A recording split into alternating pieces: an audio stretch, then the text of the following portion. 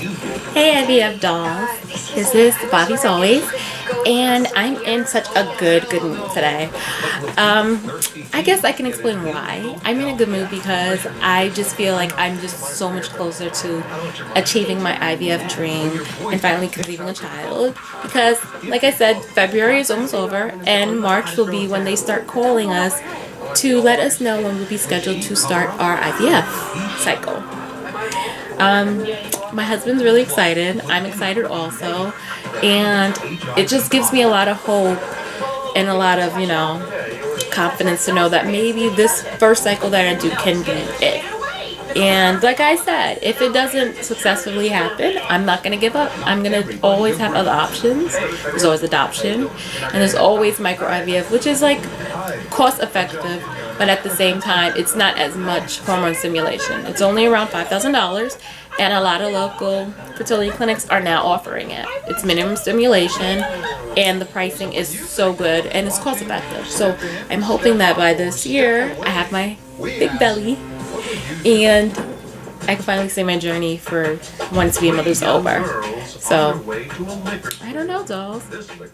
I'm thinking optimistically, like, I'm thinking of the best. I'm not trying to think negative. I'm thinking positive.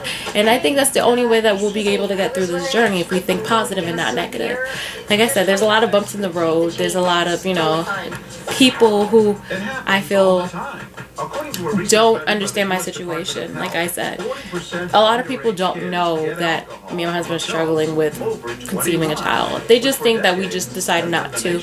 And like I said, I try to put a happy face and tell people that no, I'm not doing it because of this reason and that reason.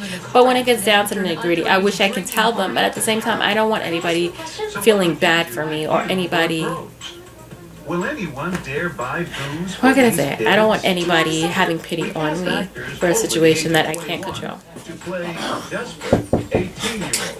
Yes.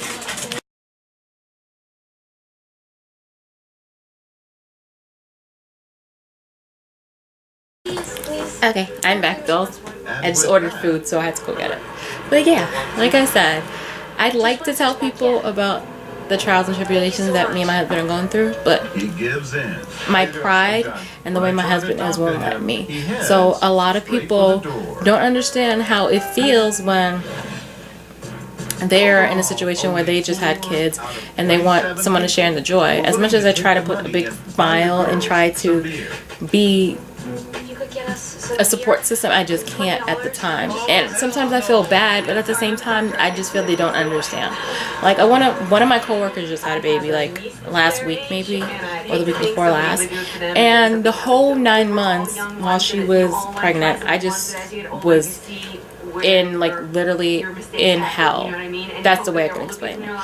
I wanted to be happy for her, but at the same token, it just got to the point where hearing about every little detail just got to me. And it was to the point where I found myself resenting her and not really being supportive of her, having her first kid. I tried to be, like, happy go lucky for her, but at the same time, sometimes I just came home and told my husband, well, this is what she did, she did this, she did that. And it got to the point where he's like, I don't understand why you're just so upset about it. And I had to sit down and explain to him and remind him, like, this is a situation that I want to be in, and I just can't be happy for her as much as I try, like, if it makes sense or whatever. And it happens constantly. I find myself not trying to be happy for somebody, trying to, but at the same time, my jealousy just won't let me. When both my sisters got pregnant around the same time, a month apart maybe, and it was around the worst time for me.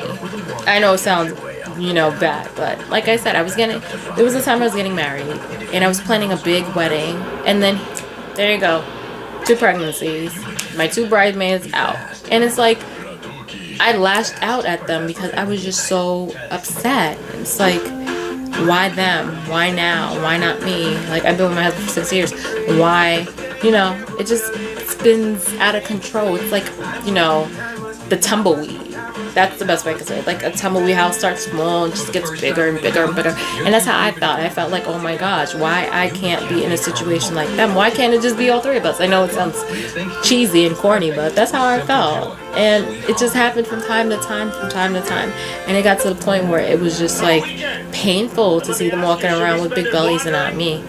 But like I said, I've gotten over that feeling, because now I can't, you know, describe how much it feels to be an aunt for the first time and see my nephews growing. But at the same time, I don't want my nephews to be 5 and 6 and not have my children to play with, if it makes sense to you guys. Like, that's personally how I feel. I feel like a certain age, I'm going to stop wanting to try. But now I'm just so young, and my chances for a successful IVF cycle are just so high at my age now. It's like I'm determined to try, but it's like I'm damned if I will, I'm damned if I don't. So, I don't know. I don't know, dolls. I really don't. I don't. I want to be, I think positive, like I said. I want to think positive, because if you think negative, negative's going to happen. So I'm thinking positive. But like I said, I'm hoping that they call me by next month, because I'm so ready to get this started.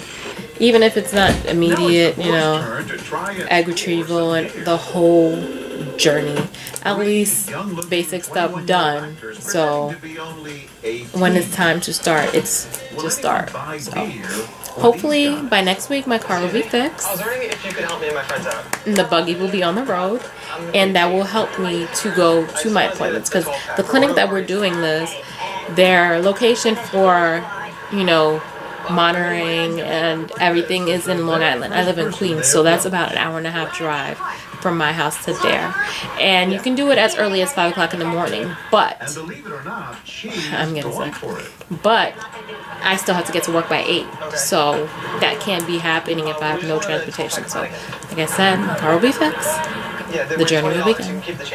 But I just wanted to give you guys an update video, because for all of you IVF subscribers on my channel, you probably just see natural hair care and just are wondering what's going on with my journey and what's happening. So just wanted to give you guys a quick video. I'm going to contact my IVF nurse, because I did lose paperwork, because I was supposed to start my cycle in December. So I did lose the paperwork that I needed in order to know what was down, like my checklist. I lost that.